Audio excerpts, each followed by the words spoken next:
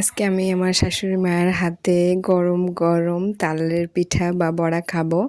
আমাদের এখানে সবাই তালের বড়া বলে। তো এখানে যেহেতু ফ্রিজ থেকে তালগুলা নেওয়া, সেই কারণে একটু তালগুলোকে সুন্দর করে গরম করে নিয়ে সামান্য একটু চিনি দিয়ে দিয়েছিল, কারণ এখানে আমি চিনি কম খাই, সে কারণে আমার শাশুড়ি মা একটু কম চিনি দিয়েছে।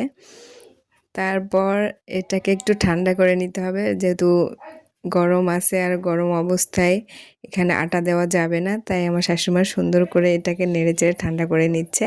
আর এদিকে আমি কড়াইয়ে তেল দিয়ে দিলাম আর সামান্য পরিমাণে আটা দিয়ে আগে একটু নেড়েচেড়ে নিতে হবে, যেন আটাটা লেগে না যায়।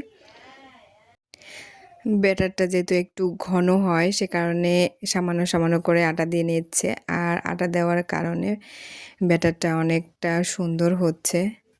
আর নাড়াচাড়া নাড়াচাড়া করে নিলে আরও বেশি সুন্দর হবে ব্যাটারটা। তো এদিকে একটু ঠান্ডাও হবে, যেহেতু অনেক গরম। আর এটাতে কোনো রকম আমরা ডাবু ইউজ করব না, কারণ এটা আমার শাশুড়ি মা হাত দিয়ে সুন্দর করে ভেজে নেয়।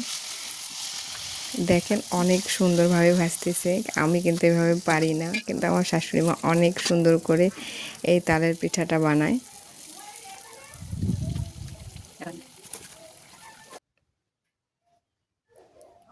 অনেক সুন্দর লাগছে, আমার তো এখনই খাইতে ইচ্ছে করছে। আর আমি এটা গরম গরমই অনেক বেশি পছন্দ করি। দেখেন অনেক সুন্দর। কেমন হয়েছে বন্ধুরা?